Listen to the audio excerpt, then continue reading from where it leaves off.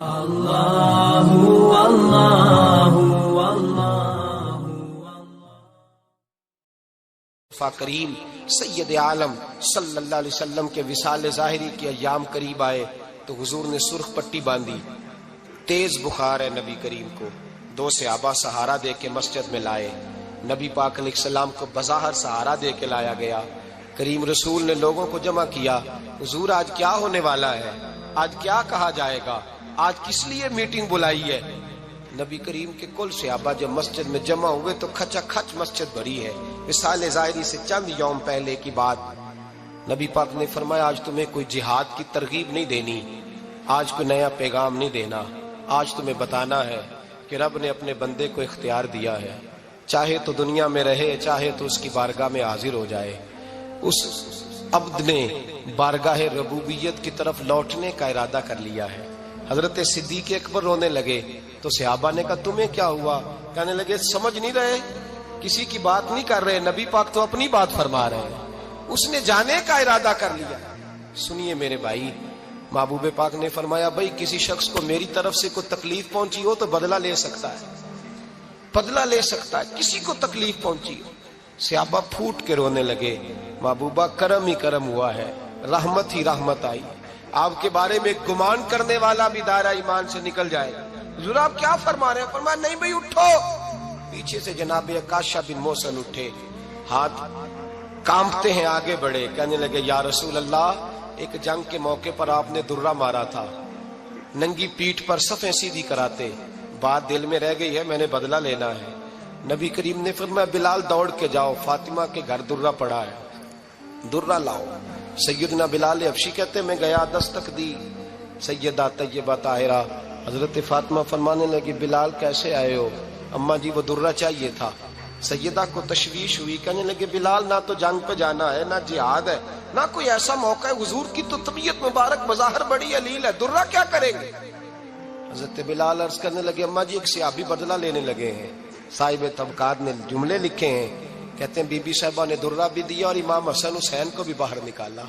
فرمانے لگی عکاشہ سے کہنا 100 درے مارے، ان 2 شہزادوں کے جسم پر نبی پاک کے قریب نہ جائے، میں نے 2 بچے پیدا ہی اپنے محبوب پر قربان کرنے کے لیے کیے، ان کو لے جائے۔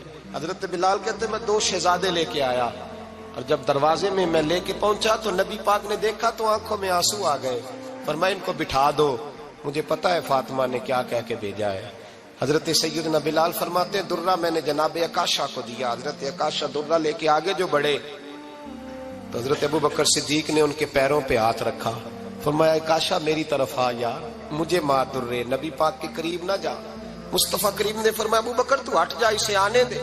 فرماتے میں چند قدم آگے گیا تو مولا علی شیر خدا نے میرے پیر پہ ہاتھ رکھا، کہنے لگے عکاشہ سوچ تو صحیح تو کیا کر رہا ہے؟ حضور نے فرمایا علی ہٹ جاؤ، میرا اور ان کا معاملہ ہے۔ جناب عکاشہ آگے بڑھ رہے، نبی کریم نے فرمایا میں اپنی امت کو درس دینا چاہتا ہوں، خبردار خبردار زندگی میں تمہارے ہاتھ سے زبان سے کسی کو تکلیف نہ پہنچنے پائے، خبردار یاد رکھنا وہ معاشرے بگڑ جاتے ہیں، وہ معاشرے تباہ کر دیے جاتے ہیں جہاں ظلم ہوتا ہے، جہاں زیادتی ہوتی ہے، جہاں لوگوں کو ستایا جاتا ہے۔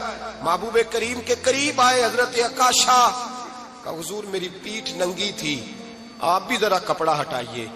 نبی کریم نے پیٹھ سے کپڑا ہٹایا، جناب عکاشہ نے درہ جو اٹھایا تو صحابہ کی چیخیں نکلی، حضرت عکاشہ نے درہ دور پھینکا، حضور کے بطن اطہر سے لپٹ گئے، چومنے لگے، کہنے لگے حضور وہ تو صفیں سیدھی کراتے لگ گیا تھا، آپ نے کہاں مارا تھا؟ یا رسول اللہ میں تو بہانہ بنا رہا تھا کہ جاتی دفعہ مجھے وجود چومنے کا موقع نصیب ہو جائے، مجھے یہ موقع نصیب ہو جائے۔ میرے حبیب نے فرمایا جس نے جنتی دیکھنا ہو میرے عکاشہ کی زیارت کر لے۔ بھائی ظلم کا دروازہ کھلا ہوا ہے اور لوگ بھول جاتے ہیں زیادتی کرتے ہوئے، وہ بہو سے ہی کیوں نہ کریں، وہ اپنے گھر کے بھول جاتے ہیں کہ شاید پوچھنے والا کوئی نہیں، شاید میزان نہیں لگے گا۔ ایران کے بادشاہ نے اپنے بیٹے کو پڑھانے کے لیے ایک استاد صاحب کا بندوبست کیا۔ استاد صاحب کو کہا کہ میرے بچے کو دین پڑھائیے، میں چاہتا ہوں کل اس نے عنان حکومت کو سنبھالنا ہے تو یہ دین سے آگاہ ہو جائے، اس کو کچھ سکھائیے، پڑھائیے۔ بہت نیک بزرگ بڑے درویش عالم پڑھانے لگے۔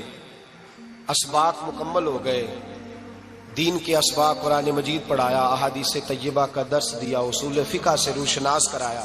جب بچے نے مکمل تعلیم حاصل کر لی اور آمین ہو گئی، دستار ہو گئی، فارغ ہو گئے، تو پھر ایک دن استاد صاحب نے کہا بیٹے کل تم نے ضرور آنا ہے، کچھ بات کرنی ہے۔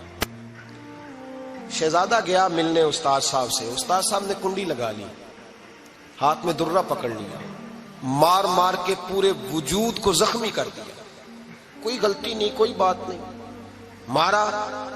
اب بچہ آیا آ کے بادشاہ سلامت سے کہا کہ ابا جی سمجھ نہیں آئی، بڑا مارا ہے استاد۔ تو سیانے تھے نا بادشاہ، یہاں تو قاری صاحب روز کٹہرے میں کھڑے ہوتے ہیں، مولوی صاحب آپ نے میرے بچے کو کیوں مارا ہے؟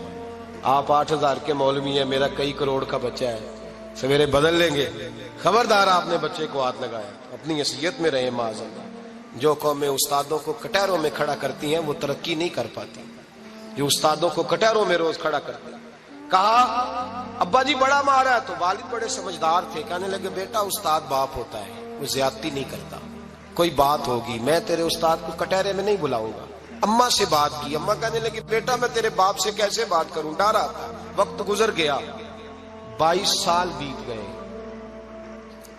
22 سال گزر گئے، بادشاہ کا انتقال ہوا، شہزادہ تخت پہ بیٹھا، پہلا حکم یہ دیا کہ میرے استاد کو بلاؤ، پہلا حکم۔ استاد جی بوڑھے ہو گئے تھے، چھڑی کے اوپر ٹیک لگا کے آئے اور بھویں سفید ہو کے جھک گئی تھیں، یوں آنکھ کھول کے بڑی مشکل سے دیکھا، کہنے لگے شہزادے حکم ہو۔ کب میں شہزادہ نہیں، اب میں بادشاہ بن گیا ہوں۔ استاد جی 22 سال بیت گئے، آپ نے مارا تھا، پر وہ درد چونکہ زیادتی کی تھی، میرا قصور کوئی نہیں تھا، تو نہ میری روح سے درد گیا ہے نہ میرے جسم سے گیا ہے، میں بے اختیار تھا، پوچھ نہیں سکتا تھا، آج با اختیار ہوا ہوں۔ سب سے پہلے پہلا حکم آپ کو دیا، بلایا ہے، بتائے کیوں مارا تھا، کیوں مجھے مارا تھا، میری زیادتی بتائے۔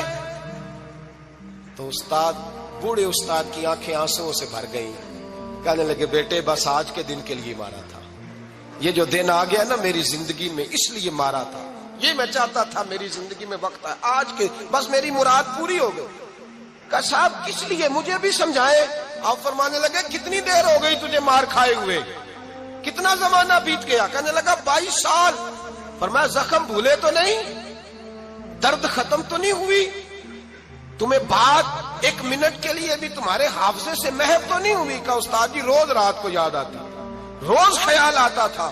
استاد کہنے لگے بھائی تو بے اختیار تھا، پوچھ نہیں سکا، 22 سال تجھے یاد رہا، مجھے پتا تھا تو ایک دن حکمران بنے گا، میں نے تجھے اس لیے مارا تھا کہ بیٹے یاد رکھنا، کسی پہ ظلم نہ کرنا، اگر تجھے 22 سال تک یاد رہا ہے تو جس پر تو ظلم کرے گا اسے بھی قیامت تک یاد رہے گا، اور یہ یاد رکھنا تو آج با اختیار ہوا تو تو نے مجھے بلا لیا ہے، قیامت کے دن غریب با اختیار ہو جائیں گے، مظلوم با اختیار ہو جائیں گے، وہ با اختیار ہوں گے للہ الواحد القہار، رب کریم کی بارگاہ کے اندر ان کا اختیار ہوگا، اکیلے اللہ کی حکمرانی ہوگی، پھر وہ بلائیں گے بڑے بڑے کج کلاہ، دنیا میں جن کی پگڑیاں اونچی تھی وہ سر جھکائے کھڑے ہوں گے، دنیا میں جو ڈکٹیٹر بنتے تھے ان کی پشتیں لال ہوں گی، ان کو غدار لکھا جائے گا، قیامت تک نہیں بھولے گا۔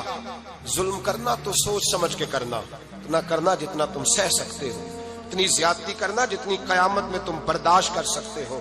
میرے نبی کریم صلی اللہ علیہ وسلم نے فرمایا ظلم سے بچو، یہ قیامت کے اندھیروں میں سے ایک اندھیرا ہوگا، زندگی میں زیادتی نہ کریں، اگر تھوڑی دیر کے لیے کوئی چیز برداشت کر جائیں گے تو وہ فائدہ دے جائے گی، کچھ دیر کے لیے اگر سہ جائیں گے تو نفع مل جائے گا، سہنے کی کوشش کریں لیکن زیادتی نہ کریں، نظر کو، سوچ کو، ذہن کو پاک رکھیں، اور میرے بھائی زندگی پوری ظلم سے بچیں، زیادتی سے بچیں۔ امیر المومنین حضرت جناب سیدنا عمر فاروق رضی اللہ تعالیٰ عنہ رات گھر میں تھے تو رونے لگے،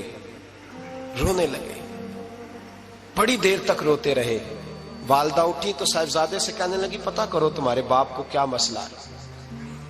شہزادے آئے، کہنے لگے امیر المومنین والد گرامی کیا ہوا؟ تو حضرت عمر فاروق کہنے لگے بیٹا اپنی اماں کو بلاؤ۔ والدہ آ گئی، کیا بات ہے، کچھ طبیعت خراب ہے تو حکیم کا بندوبست کیا جائے۔ تو حضرت عمر کہنے لگے کچھ بھی نہیں، آج مسجد سے نکلا ہوں تو نبی پاک کے صحابہ میری تعریفیں کر رہے تھے، یہ حضرت فاروق اعظم کے وصال کے قریب کے دن ہے. تعریف ایک تو حضرت یہ رونے کی بات ہے کہ خوش ہونے کی. آپ فرمانے لگے نہیں، سوچتا ہوں باہر تو میں اچھا رہا ہوں، پتہ نہیں گھر میں ہی کوئی زیادتی نہ ہو گئی ہو، پتہ نہیں تمہارے ساتھ بھی میرے معاملات ٹھیک تھے کہ نہیں. صحابہ تو تعریف کرتے ہیں، رو رہا ہوں تمہاری وجہ سے نہ الجھ جاؤں، بیوی ہی نہ کہے میرا حق ہی ادا نہیں کیا. یہ لفظ کہتے کہتے پہاڑ ہے یہ شخص، کیسر و کسرا کانپتے ہیں. حضرت عمر رو پڑے، بی بی سے کہنے لگے مجھے اللہ کی رضا کے لیے معاف نہیں کر دیتی؟ میرے اوپر بوجھ تھا امت کا، میں ساری رات مدینے کی گلیوں میں پھرتا تھا، دن سارا مسجد میں گزرتا تھا، میں تجھے وقت نہیں دے پایا، معاف نہیں کر دیتی؟ تو زوجہ کہنے لگی نہیں عمر، میں نے بھی زندگی میں اپنا کوئی سکھ چین نہیں دیکھا، کوئی چاؤ پورا نہیں کیا، میں کیسے معاف کر دوں؟ میں نہیں معاف کرتی. حضرت عمر زمین پہ بیٹھ گئے، رونے لگے، کہنے لگے چل معاف کر دے. کہنے لگی ایک وعدہ کرو، قیامت کے دن رب کریم کی بارگاہ میں میری سفارش کرو گے؟ اللہ کی بارگاہ میں عرض کرو گے کہ اللہ اچھی تھی، مجھے کپڑے دھو کے دیتی تھی، روٹی پکا کے دیتی تھی، میری عزت کی محافظ تھی؟ جناب عمر کہنے لگے تیرے ساتھ وعدہ ہے، رب اپنے فضل سے عمر کو جنت دے گا تو عمر تجھے جنت میں ساتھ لے کر کے جائے گا، تیرے ساتھ وعدہ ہے. میرے بھائی جن کے دلوں میں احساس تھا کہ ہم سے کوئی زیادتی نہ ہو جائے کسی جگہ، وہ تو یہاں تک معاملہ کرتے تھے، یہاں تک ان کا خیال رہتا تھا. عزیزو، ایک تو نظر میں حیا پیدا کریں. والدین کی بہت بڑی ذمہ داری ہے. لاکھوں بچے مرضی کی شادیاں کر رہے ہیں، ہزاروں گھر اجڑ رہے ہیں. یہ وہ والا زہر ہے جو ہر گھر میں تیزی سے پھیلتا چلا جا رہا ہے. پہلے ہم کہتے تھے کہ بچہ باہر نہ نکلے، اب کہتے ہیں اللہ کہیں موبائل لے کے تنہا نہ بیٹھ جائے، کہیں تنہا نہ بیٹھ جائے. کیا بنے گا اس کا اگر یہ گندگی اور یہ ایسا نشہ ہے جو اجاڑ کے رکھ دیتا ہے انسان کی توانائیوں کو. ایک تو ذہن کو، طبیعت کو پاک رکھیں، دوسرا زیادتی کبھی نہ کریں. یہ دو سبق اگر امت کو یاد ہو جائیں تو پھر معاشرہ بڑی تیزی سے اصلاح پذیر ہوگا. اور اگر آپ نے ابھی تک ہمارا چینل سبسکرائب نہیں کیا تو فوراً سبسکرائب کیجئے، ساتھ ہی بیل آئیکن پر کلک کریں تاکہ مزید آنے والی ویڈیو ہے وہ آپ کو وقت پر ملتی رہیں. اللہ حافظ.